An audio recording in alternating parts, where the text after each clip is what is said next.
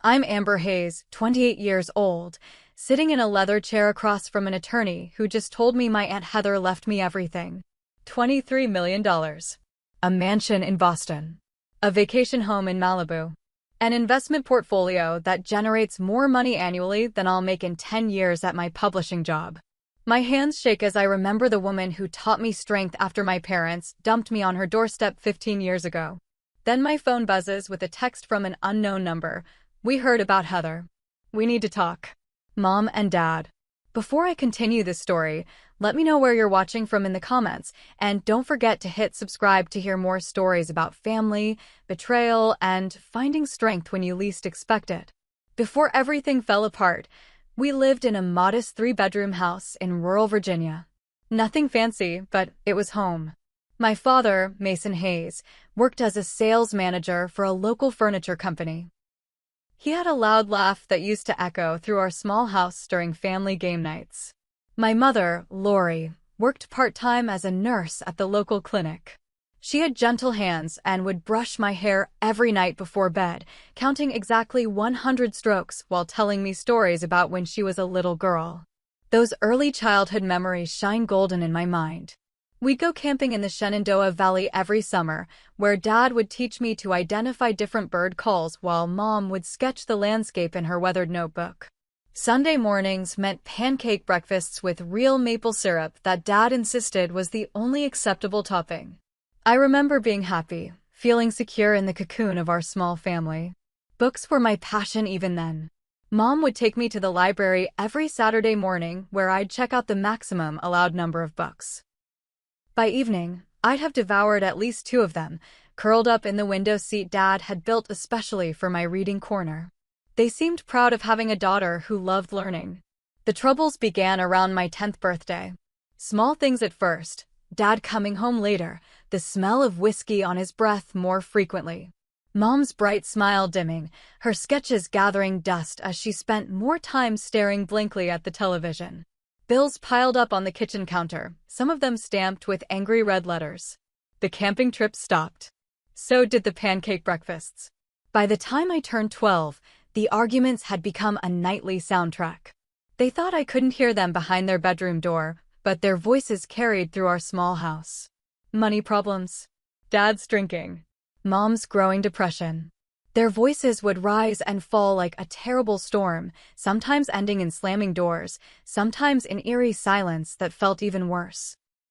Then came that Friday night when I was 13. I remember the date exactly, October 17th. Mom packed a small suitcase for me while Dad waited in the car, engine running. "You're going to stay with Aunt Heather for the weekend," Mom said, not quite meeting my eyes. "Just until Dad and I sort some things out."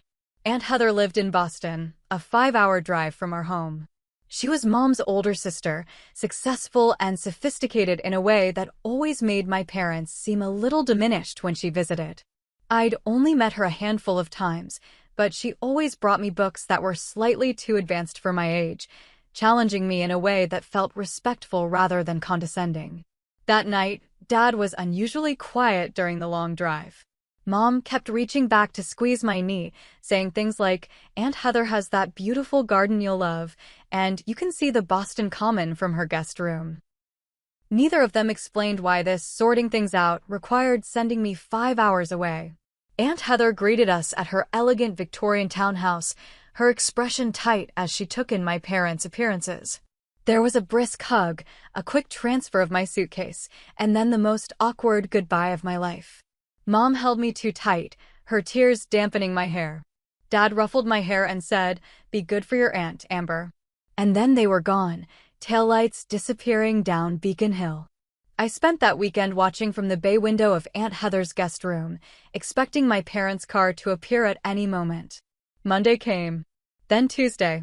On Wednesday, Aunt Heather enrolled me in the local school. Just temporarily, she assured me, though something in her eyes told a different story. The phone call came the following Sunday. I lunged for Aunt Heather's landline, certain it was Mom and Dad saying they were on their way to get me. Instead, I heard Mom's voice, distant and rehearsed, telling me they had needed to start over and had moved to California. They would send for me when they were settled, she promised. I waited for more details, for a time frame, for anything that would make sense of what was happening. There was only the sound of her breathing and Dad's voice in the background saying something I couldn't make out. "But when?" I asked, my voice small. "When will you come get me?" "We'll call again soon, honey. We love you." The line went dead, and so did something inside me. The next few months exist in my memory as a blur of pain. Nightmares plagued my sleep, dreams where I was running after my parents' car, but my legs moved in slow motion. I refused to eat for days at a time, then would binge on whatever I could find in Aunt Heather's kitchen in the middle of the night. My grades plummeted at the new school where I refused to make friends because I was just here temporarily. Aunt Heather arranged for therapy with a kind woman named Dr. Lisa Francis, who specialized in childhood trauma. 3 times a week, I would sit in her sunlit office and either scream with rage or sit in stony silence, depending on the day. "Abandonment causes a very specific kind of wound," she would tell me gently. "It's okay to be angry. It's okay to be sad. What's not okay is to believe this happened because of something you did." But of course, I did believe that. What other explanation could there be? I wasn't good enough, smart enough, lovable enough for my own parents to keep me. Over the next few years, I made 2 attempts to reconnect with my parents. The first was on my 16th birthday when Aunt Heather helped me find a phone number for them. The call went to voicemail. I left a message saying I just wanted to talk. No one called back. The second attempt came when I was applying to colleges. I wrote them a letter, addressing it to the last known address we had for them in San Diego. I told them about my college plans, about my hope to study English literature. I asked if they might come to my high school graduation. The letter was returned. No longer at this address. No forwarding information available. The last contact I had from them was a generic birthday card when I turned 18. It contained a $20 bill and was signed simply Mom and Dad, with no personal message, no return address. I burned it in the small fireplace in my bedroom at Aunt Heather's house, watching the flames consume what felt like the last thread connecting me to my former life. Aunt Heather Hayes was nothing short of remarkable. Unlike my mother, who had settled for a conventional life in small-town Virginia, Heather had built an empire from scratch. She founded one of the first female-led tech consulting firms in the Northeast in the early 1990s, riding the first wave of the internet boom with uncanny foresight. By the time I came to live with her, she had sold her company for millions, but still sat on several corporate boards and angel invested in women-led startups. Despite her wealth, Aunt Heather lived relatively modestly, if you can call a 4-story Victorian in Boston's exclusive Beacon Hill neighborhood modest. The house itself was a marvel of restored 19th-century architecture, with intricate woodwork, soaring ceilings, and windows that flooded every room with natural light. My bedroom overlooked the cobblestone street, and as Aunt Heather had promised, I could indeed see the edge of Boston Common from my window on clear days. My adjustment to life with Aunt Heather wasn't smooth. For the first year, I was consumed by anger that erupted at the slightest provocation. I got into fights at the prestigious private school where Aunt Heather had enrolled me. I snuck out at night to wander the historic streets, hoping to provoke some kind of reaction, concern, punishment, anything that might validate my pain. Aunt Heather remained steadfast, neither indulging my outbursts nor condemning me for them. The turning point came during my freshman year when the school called Aunt Heather to report I'd been skipping classes for a week.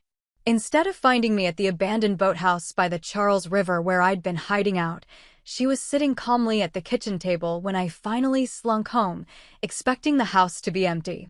"Sit down," she said, her voice level but firm. I prepared for the lecture, the punishment, maybe even the moment when she'd say I was too much trouble, just like my parents had decided. Instead, she looked at me with such raw compassion that I felt my carefully constructed walls begin to crumble. "I know you're waiting for me to give up on you," she said quietly. "That's not going to happen, Amber." Something inside me broke. "Why not?" I demanded, tears threatening. "Everyone else does." "Because that's not what family does," she replied. "Real family stays." That night, we talked until dawn. She shared her own pain, the fiancé who had died in a car accident when she was 25, her choice to pour herself into building her company instead of trying to create a traditional family, her regrets about not being more present in my life before my parents left. For the first time, I saw her not as my mother's intimidating sister, but as a woman who had faced her own losses and built a meaningful life anyway. "The world doesn't owe you fairness," she told me, her hand warm on mine across the table, "but you owe yourself strength. Your parents' choices say everything about them and nothing about your worth." Those words became my mantra in the years that followed. With Aunt Heather's unwavering support, I gradually found my footing. She hired tutors to help me catch up academically. She never missed a parent-teacher conference or school performance. When I expressed interest in photography, a dark room appeared in the basement. When I struggled with calculus, she sat with me night after night until the equations began to make sense.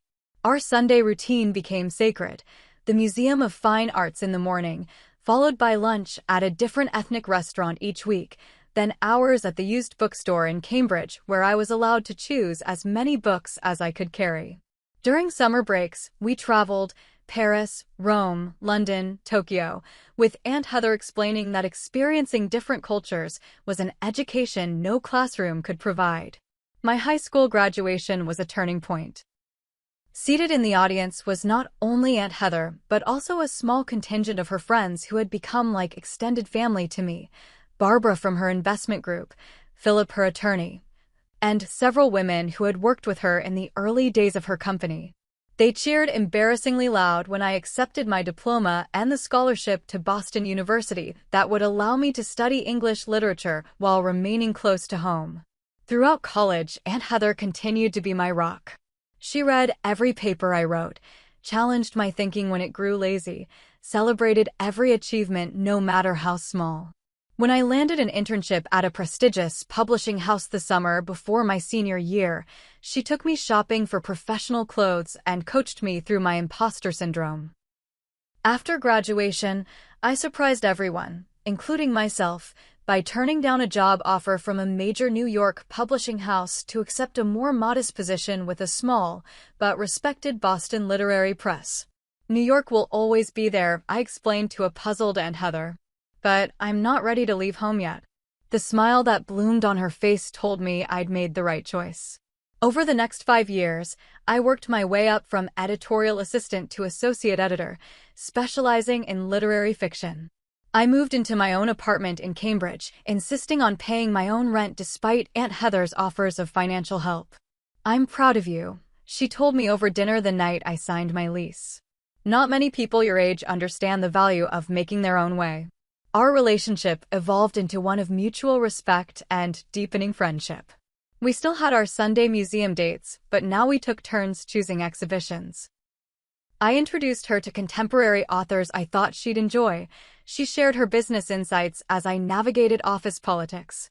When I went through a painful breakup with my college boyfriend, she held me while I cried but refrained from saying "I told you so," even though she had indeed warned me about his self-centered tendencies. The diagnosis came without warning. Pancreatic cancer, already stage 4 by the time the persistent backache drove Aunt Heather to the doctor. 6 months, the oncologist said, his face grave. Maybe less. In typical Heather fashion, she approached her illness with clear-eyed pragmatism.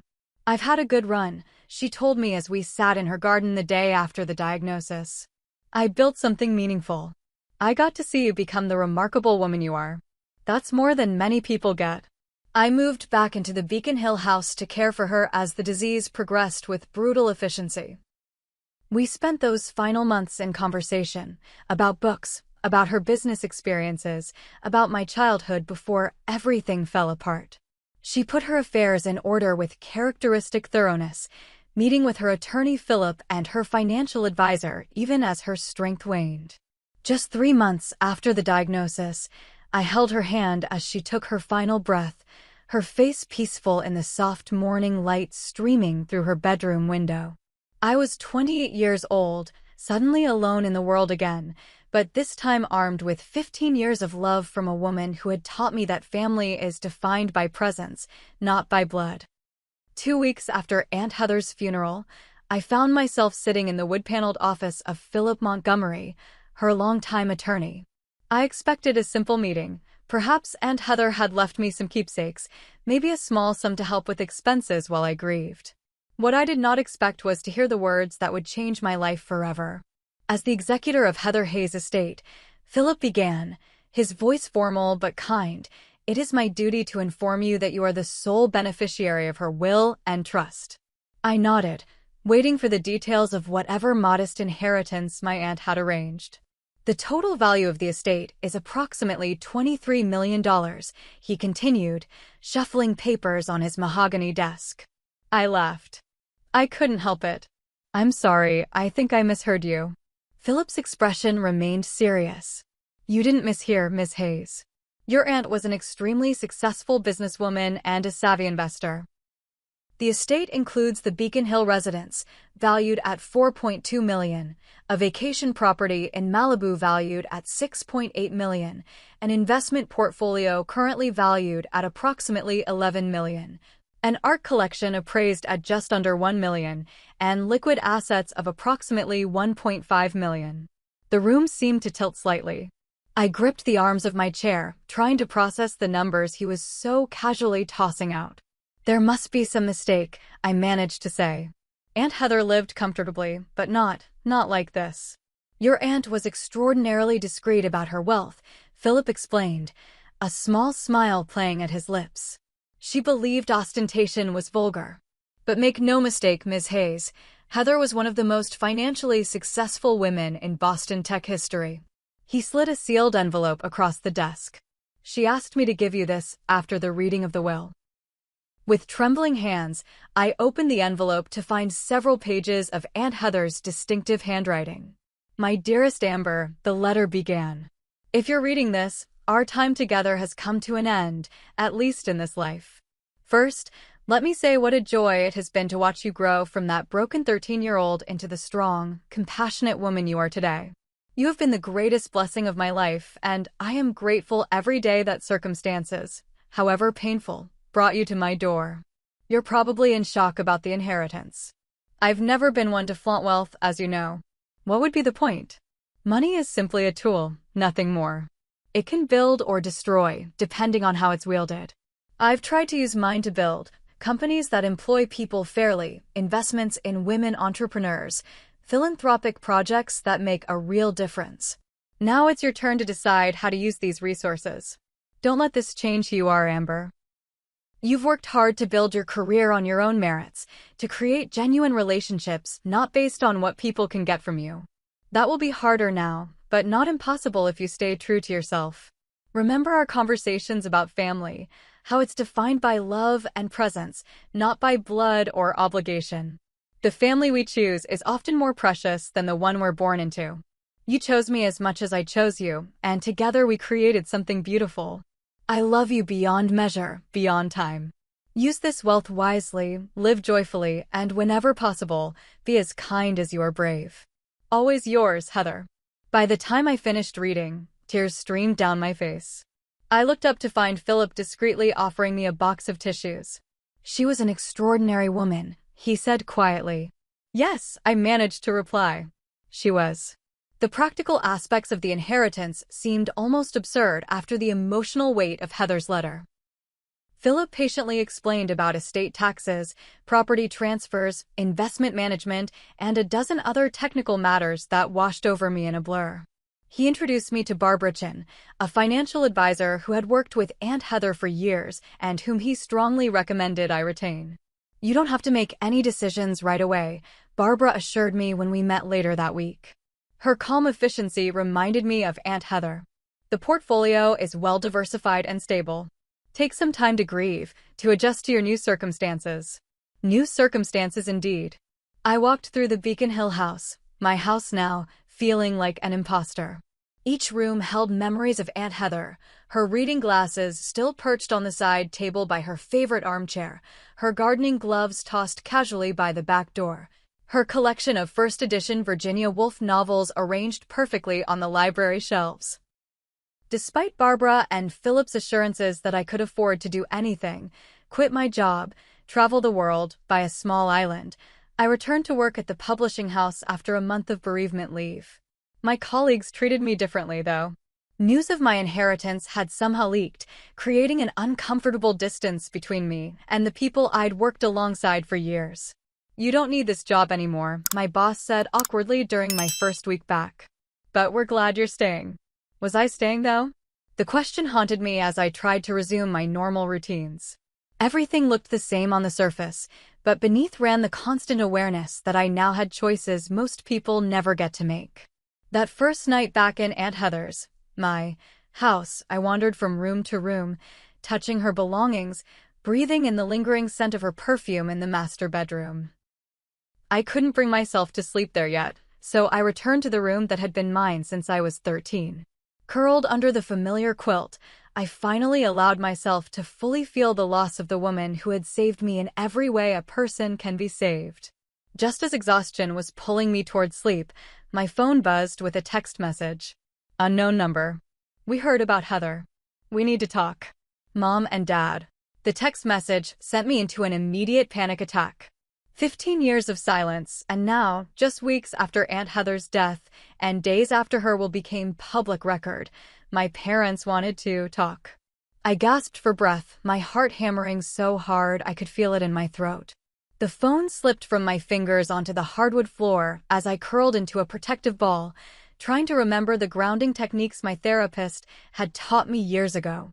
5 things I could see: moonlight through the curtains, the spines of books on my shelf, a framed photo of Aunt Heather and me at my college graduation, my discarded shoes by the door, the phone on the floor, its screen still illuminated with those 11 world-shattering words.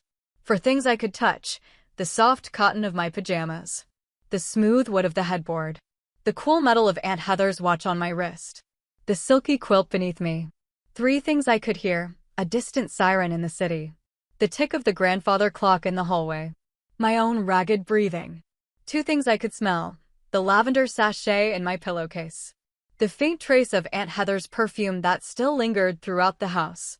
1 thing I could taste: the bitter tang of fear in my mouth.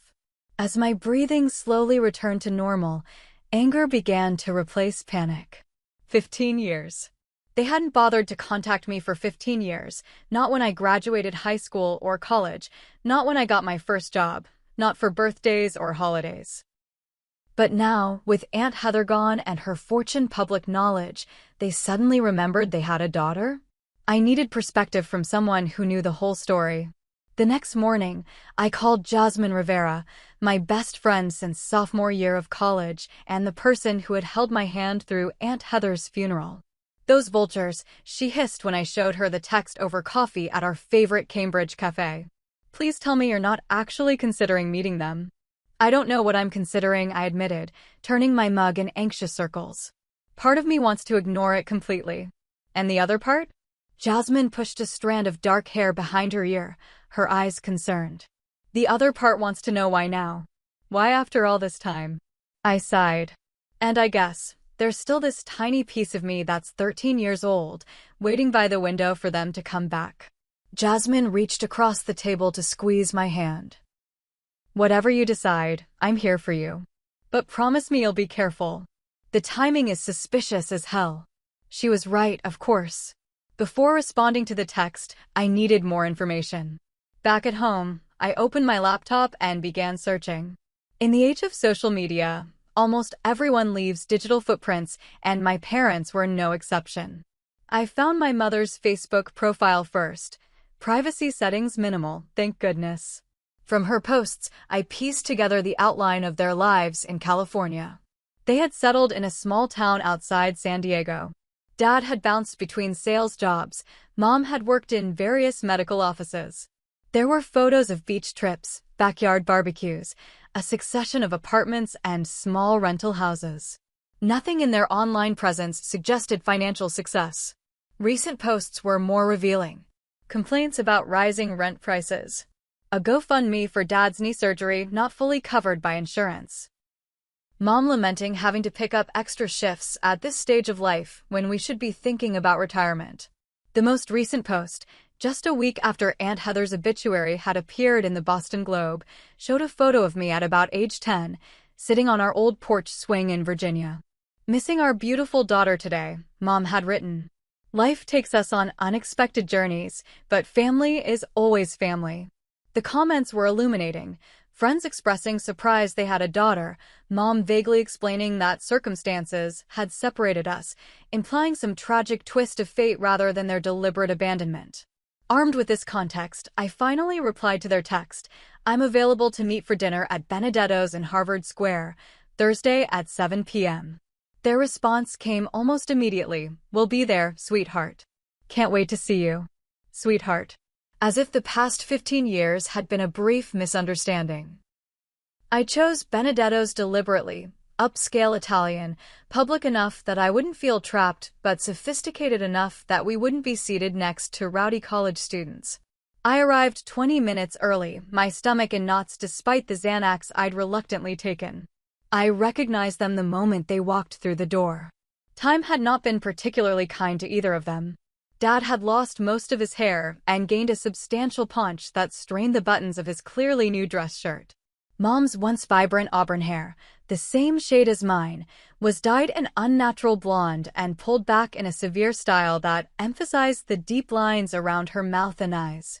They both moved with the slight stiffness of people approaching 60 who hadn't prioritized their health.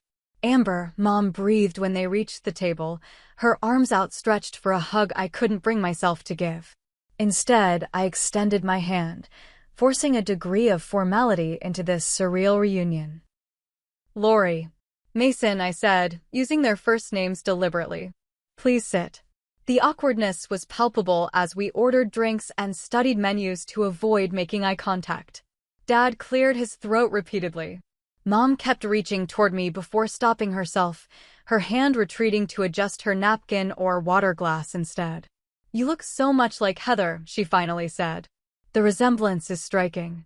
It was the wrong thing to say. Aunt Heather and I weren't biologically related. Any resemblance would have been to my mother, her sister. The comment only highlighted how little she knew me, how completely they had removed themselves from my life. Let's not do this, I said, setting down my menu. Let's not pretend this is a normal family dinner after 15 years. Why are you here? They exchanged a glance loaded with unspoken communication. We've missed you, Dad said, his voice gruff. When we saw Heather's obituary in the paper, it hit us hard how much time has passed, how much we've missed. You saw her obituary, I repeated flatly. Not the announcement of my college graduation. Not any of the holiday cards she sent to your last known address every year on the off chance you might want to know how your daughter was doing. Mom's eyes filled with tears. We made mistakes, Amber. Terrible mistakes. We were facing bankruptcy.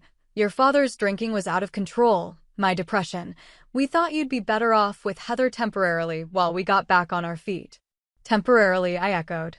It's been 15 years. Things were harder than we expected in California. Dad jumped in. Every time we thought we were getting ahead, something would knock us back. By the time we were stable enough to reach out, years had passed. We were ashamed. And then more time passed, and it just seemed impossible.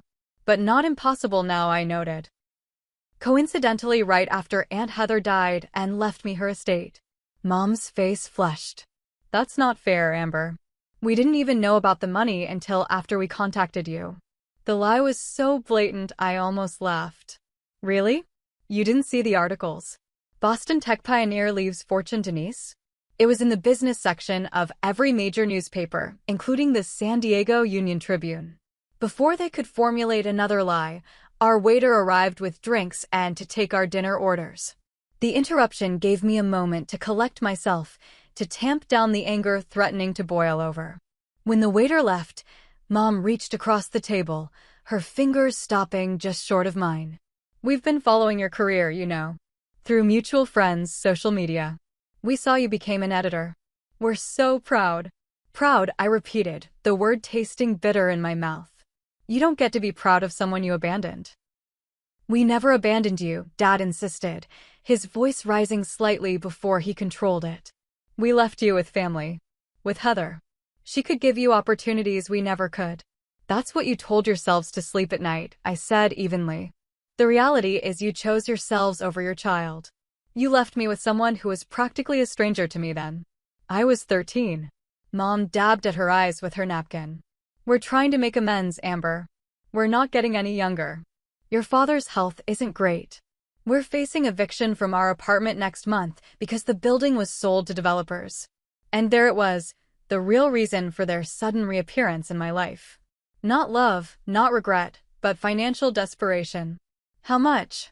I asked bluntly. Dad blinked, momentarily thrown off script. What? How much money do you need? I clarified, my voice steady despite the churning in my stomach. They exchanged another loaded glance. We're not here to ask for money, Mom said unconvincingly. We want to rebuild our relationship with you. Then why mention the eviction? Why bring up Dad's health problems? Why now, after 15 years of silence, just weeks after Heather's inheritance became public? The arrival of our food saved them from having to answer immediately. We ate in strained silence, the expensive food tasteless in my mouth. As we neared the end of the meal, Dad finally addressed my question. We could use some help getting back on our feet, he admitted. Maybe 200,000? Just as a loan, of course. We'd pay it back once we're settled. The amount was simultaneously shocking and unsurprising. Enough to buy a modest house outright in many parts of the country. More money than they had likely ever possessed at one time. I need time to think, I said, signaling for the check. This is all very sudden. Of course, sweetheart, Mom said, relief evident in her voice.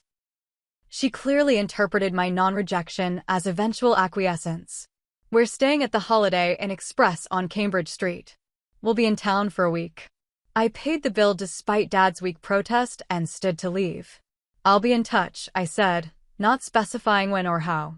As I walked out of the restaurant into the cool evening air, my phone buzzed with a text from Jasmine. How did it go? Are you okay? I typed back a single word, vultures.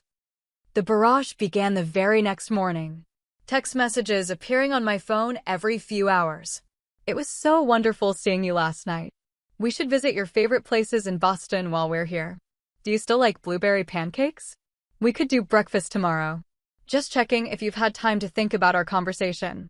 I left most unanswered, responding only to the last with a terse, still thinking. We'll contact you when I've decided. This did nothing to deter them. By the third day, the messages had taken on a more urgent tone. The hotel is expensive. We might need to head back to California soon. Your father's knee is acting up. The doctor said he needs surgery soon. We'd love to see where you work before we have to leave. It was the last message that sent a chill down my spine. I had deliberately avoided mentioning the specific publishing house where I worked. Either they had been researching me more thoroughly than they admitted, or they were planning to show up unannounced.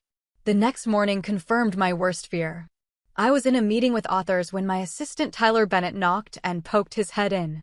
Sorry to interrupt, he said, his expression uncomfortable, but there's a couple in reception claiming to be your parents. They say they brought family photos to show you. The blood drained from my face. Tell them I'm in meetings all day. Take their contact information and say I'll call them. Tyler, bless him, didn't ask questions. After the authors left, he appeared in my office doorway again. Those people were intense, he said, leaning against the doorframe. The woman kept trying to convince me to tell her your schedule. When I wouldn't, she started showing me baby pictures, claiming you'd want to see them. I buried my face in my hands. I'm sorry you had to deal with that. Old friends of the family? He asked, his tone gentle but knowing. Something like that, I hedged. Tyler had been my colleague for 3 years, gradually becoming a friend as well. He knew bits and pieces of my background, but not the full story. Look, I don't want to overstep, he said, but those people gave off major manipulation vibes. The woman kept talking about family obligations, and the man was scanning the office like he was appraising it. Over lunch in a nearby cafe, I found myself telling Tyler the condensed version of my history. His own experience with a manipulative stepfather had given him a keen radar for toxic behavior. Classic love bombing followed by financial requests, he said after I described the dinner and subsequent messages. Next will come guilt trips, then anger when you don't immediately comply. Be careful, Amber. People like this escalate when they don't get what they want. Tyler's warning proved prophetic. That evening, my parents appeared at Aunt Heather's, my doorstep, arms laden with grocery bags.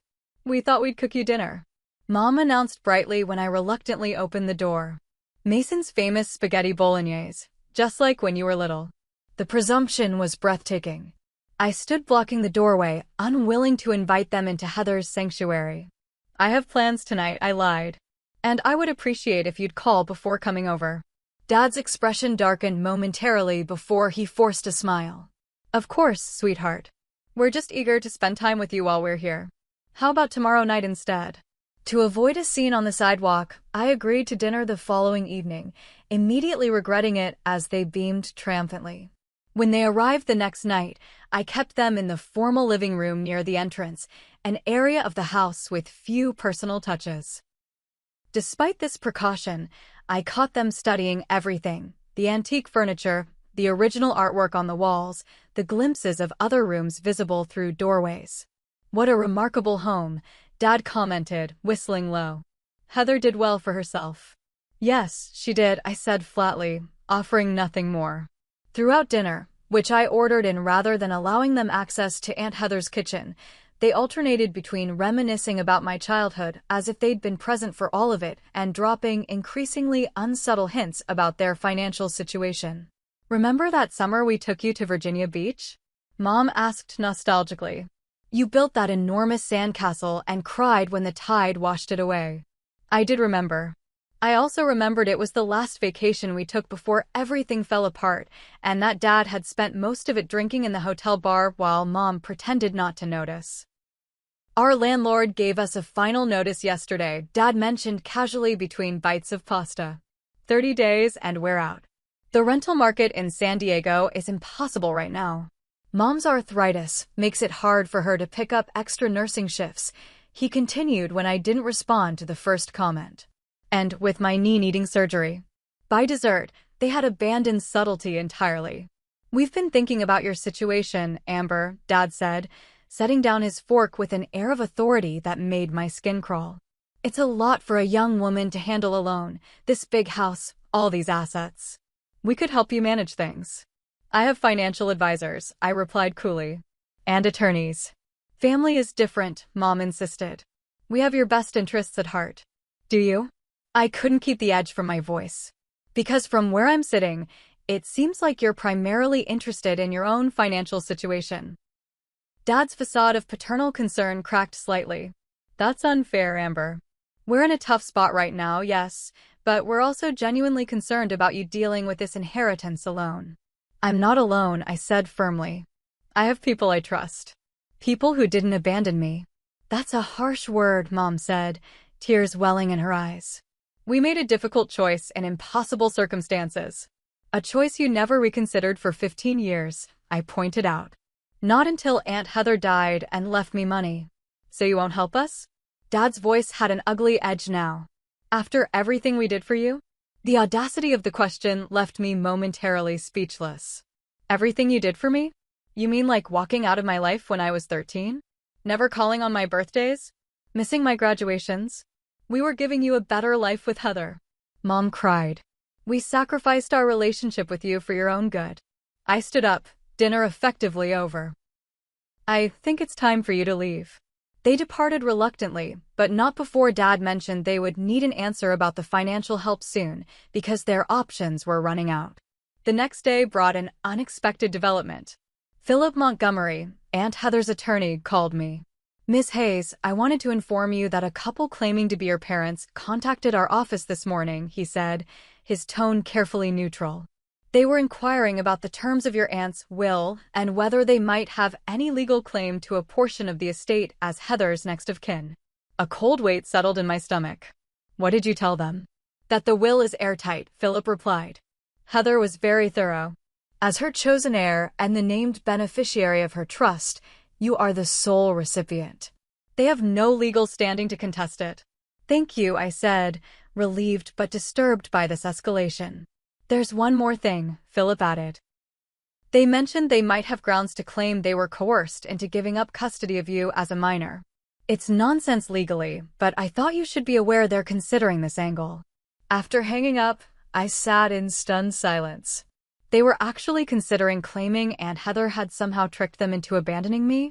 The depths they would sink to were becoming clear. That evening, as I was sorting through some of Aunt Heather's papers in her home office, I overheard my father's voice floating through the partially open window that faced the garden.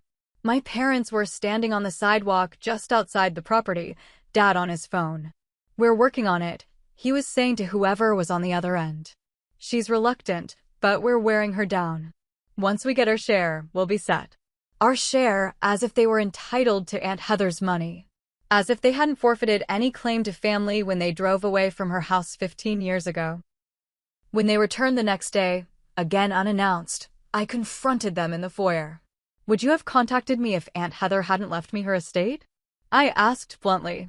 The question seemed to catch them off guard. They exchanged that now familiar glance that communicated volumes between them.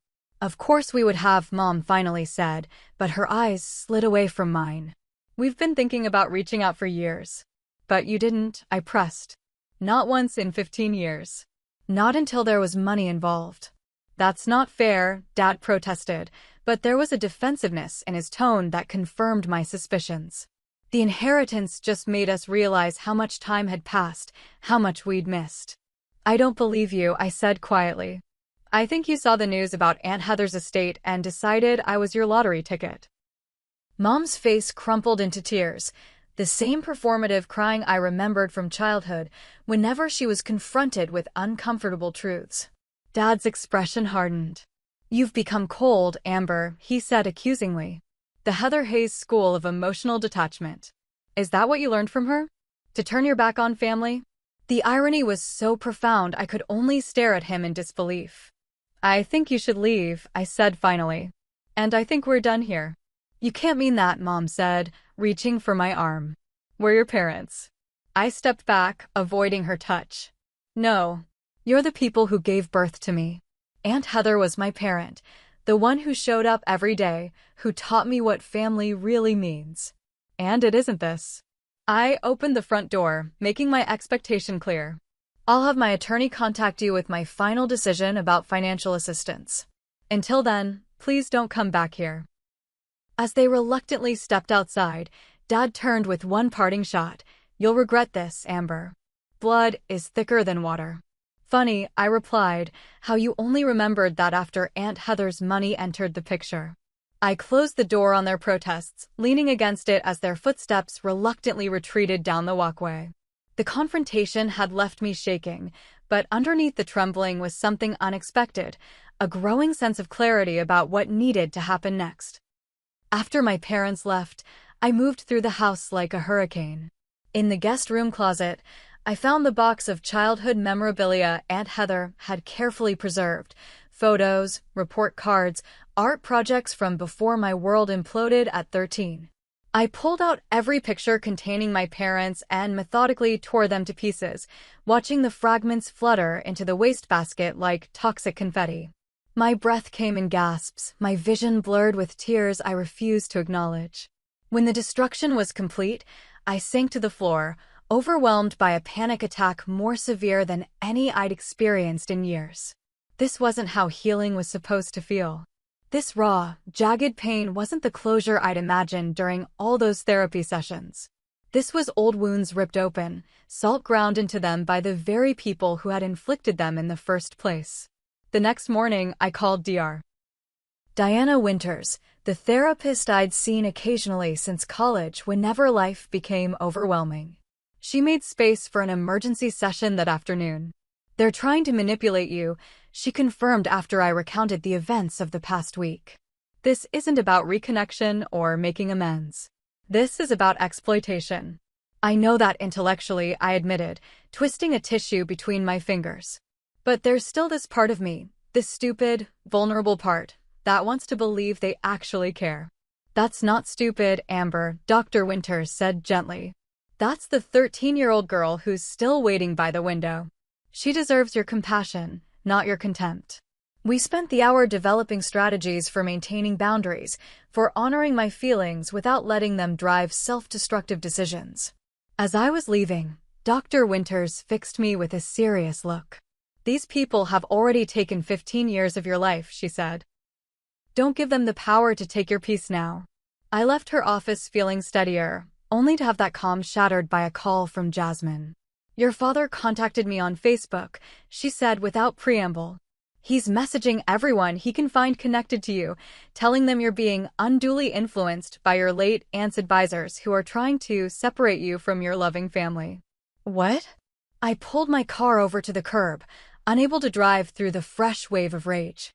"It gets worse," Jasmine continued.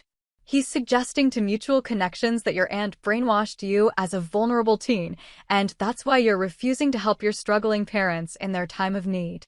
The campaign of manipulation had expanded beyond me to include my social circle. By evening, 3 more friends had reported similar messages. My parents were attempting to leverage social pressure to paint themselves as victims and me as the villain in their narrative.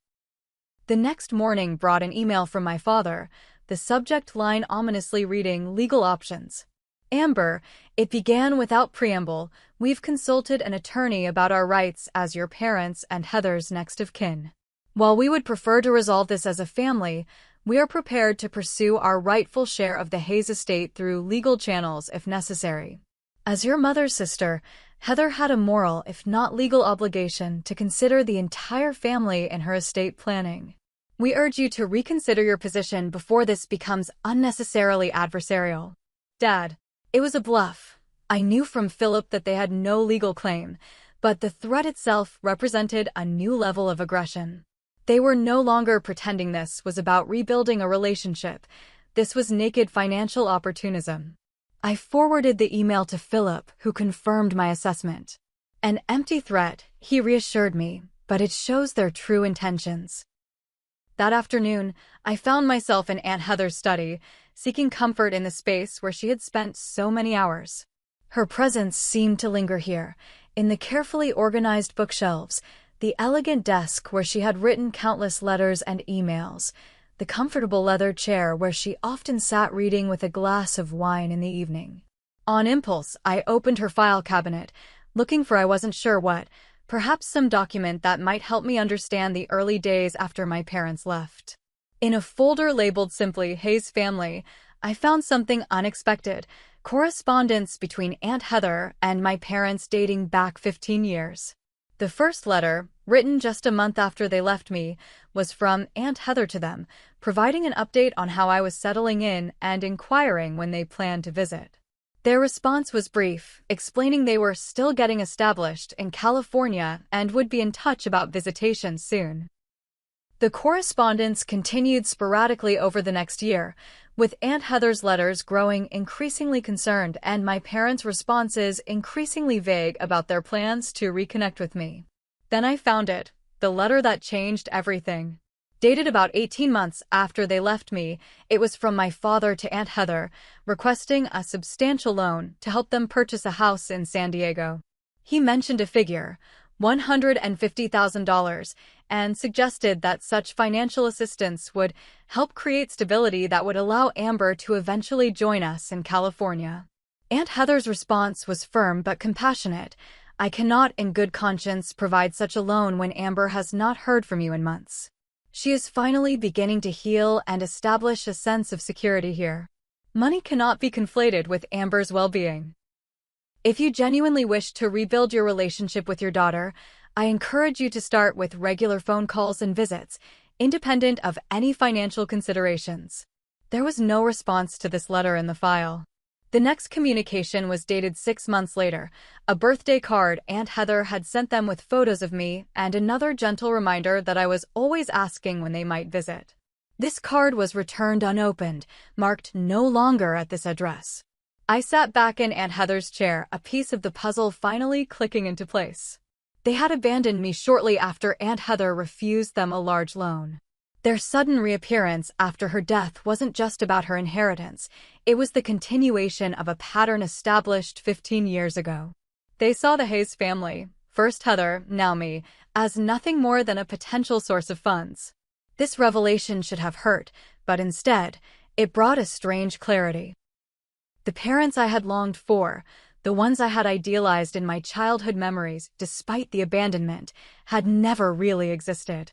Mason and Lori Hayes were exactly who they had shown themselves to be, people who placed their financial interests above their daughter's emotional well-being. I was still processing this insight when my phone rang with a call from Tyler. "Your parents are causing a scene at Forge Cafe," he said without preamble, naming a coffee shop near our office that was popular with publishing people. "Your mom is crying to anyone who'll listen about how her daughter came into millions and won't help them avoid homelessness." The public humiliation strategy. Of course. They were systematically working through every manipulation tactic in existence. "I'm on my way," I said, grabbing my keys. By the time I arrived at Forge Cafe, a small crowd had gathered around my mother, who was putting on a performance worthy of a daytime soap opera. Mascara streaked down her cheeks as she clutched the arm of an uncomfortable-looking woman I recognized as an agent who frequently worked with our publishing house. "We just want to be part of her life again," she was saying tearfully. "After everything we sacrificed for her." My father stood beside her, his expression a masterful blend of concern and embarrassment, as if he were reluctantly supporting his wife's emotional outburst rather than orchestrating it. "Mom. Dad." My voice cut through the murmurs of the onlookers. "This needs to stop." My mother's head whipped around, her expression momentarily triumphant before rearranging into martyred suffering. "Amber, we've been trying to reach you." "Not here," I interrupted, acutely aware of the audience.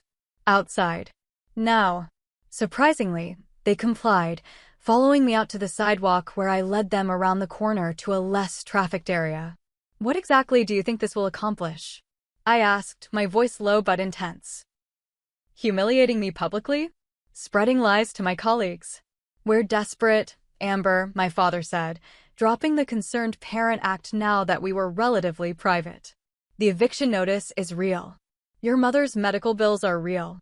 "And whose fault is that?" I countered. "You've had decades to build financial security. Instead, you're trying to cash in on the sister-in-law you cut ties with and the daughter you abandoned." "We made mistakes," my mother said, her voice taking on a harder edge now that the performance was over. "But family helps family in times of need. That fortune should have been shared among Heather's relatives, not just dumped in your lap." "That fortune represents Aunt Heather's life work," I said coldly. "Work she did while also raising me, your responsibility that you walked away from. She earned every penny, and she had the right to leave it to whomever she chose." "So that's it?" My father's face flushed with anger. "You're going to let your own parents end up on the street while you live in a mansion?" "I haven't decided what, if anything, I'm going to do for you," I replied evenly. "But these public scenes and manipulation attempts ensure it won't be much."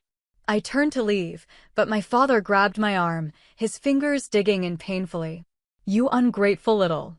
"Let go of me," I said, my voice deadly quiet. "Now. Or the next scene you cause will be in the back of a police car." He released me, stepping back with undisguised contempt. "You're just like her. Cold. Calculating." "Thank you," I said sincerely. "That's the nicest thing you could have said to me." As I walked away, my mother called after me. "This isn't over, Amber.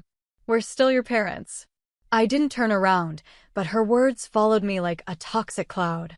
The confrontation had left me shaking with adrenaline and repressed rage. I found myself driving aimlessly, eventually pulling into Mount Auburn Cemetery where Aunt Heather was buried. Her grave was still fresh, the granite headstone recently installed.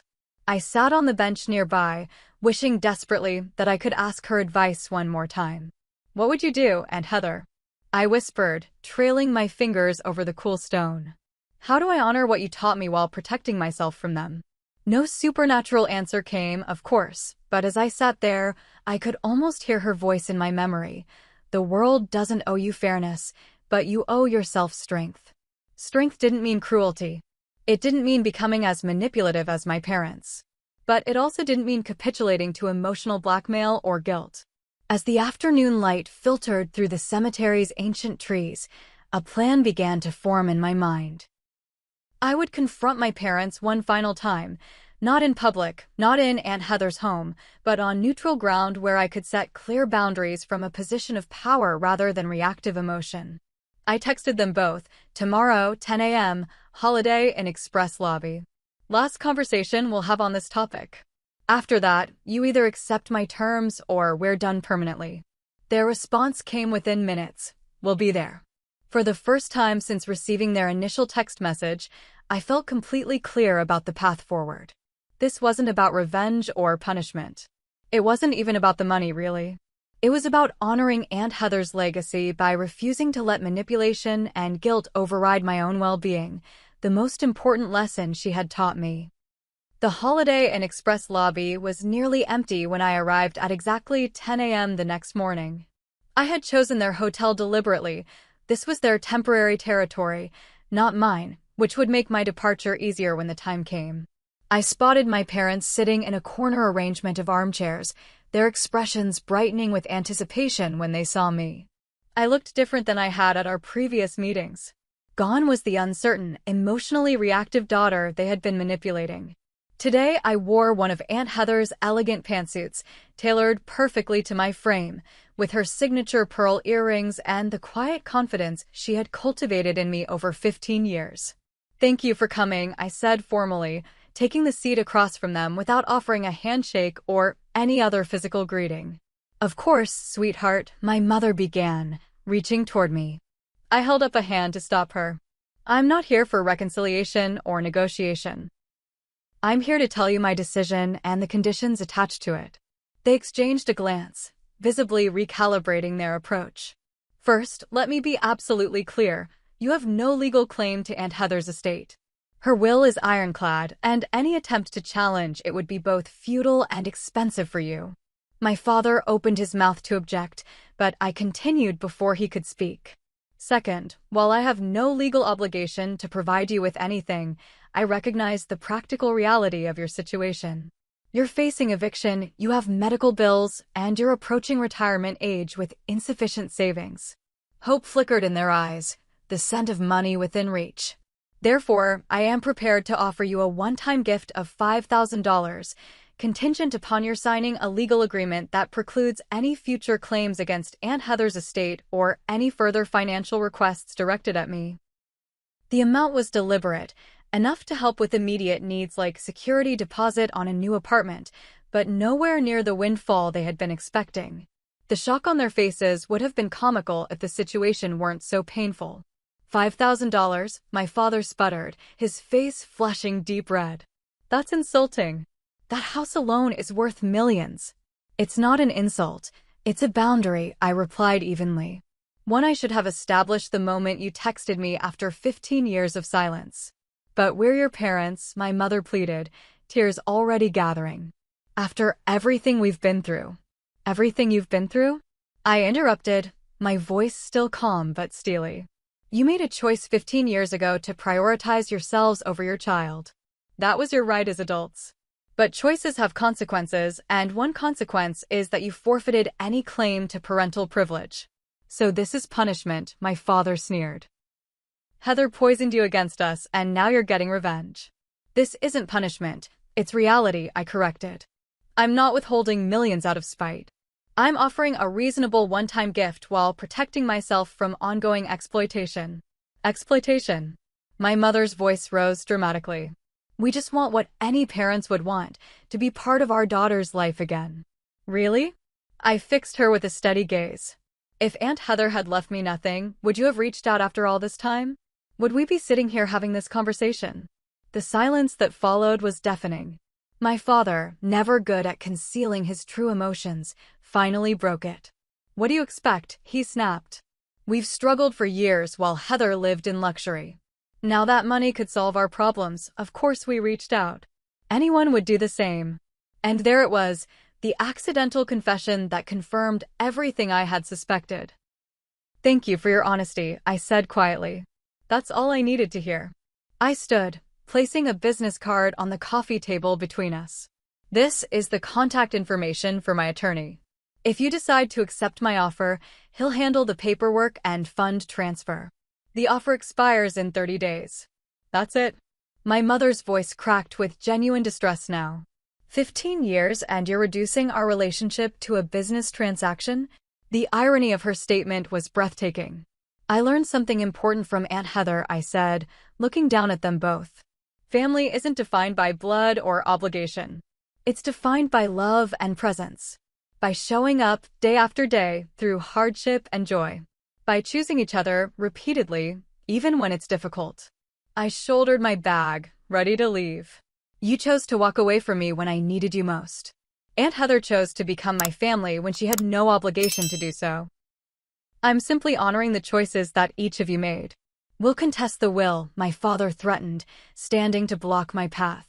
We'll tell everyone how Heather manipulated a vulnerable child. You're welcome to try, I interrupted calmly. But consider this. Any legal challenge would involve depositions about why you abandoned your 13-year-old daughter, documentation of your complete absence from my life for 15 years, and evidence of your attempts to emotionally manipulate me after Heather's death. Are you prepared for that level of public scrutiny? The color drained from his face as the implications sank in. The offer stands, I said, stepping around him. $5,000, a legal agreement ending all claims, and we go our separate ways. Or you can walk away with nothing but the knowledge that you tried to exploit your daughter and failed. My mother reached for my arm as I passed. Amber, please. We're still your family. I paused, looking into the eyes that were so similar to mine in color, but so different in what they revealed about the person behind them. No, I said gently, removing her hand. You're not. And that's okay. I have built a beautiful life without you in it. I wish you well, but I don't need you in that life moving forward. With those words, I walked out of the hotel lobby and into the bright spring morning, feeling lighter than I had in weeks.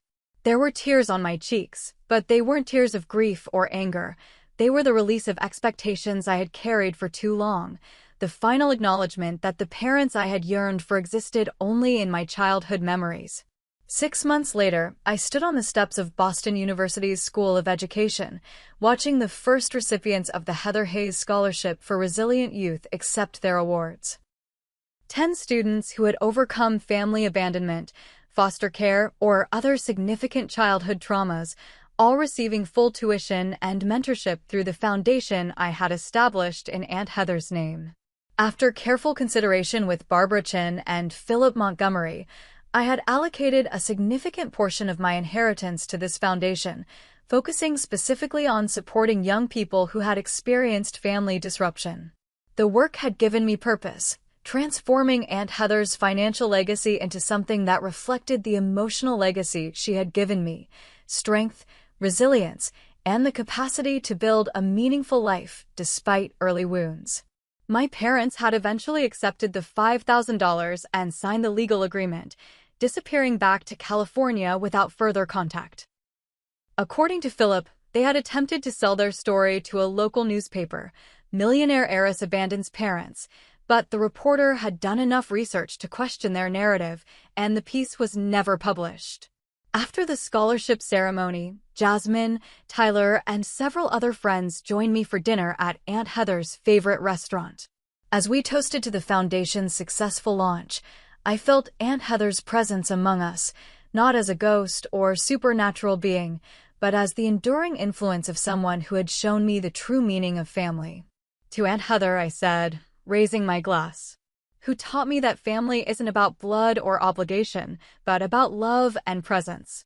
To Aunt Heather, my chosen family echoed, glasses clinking in the warm restaurant light.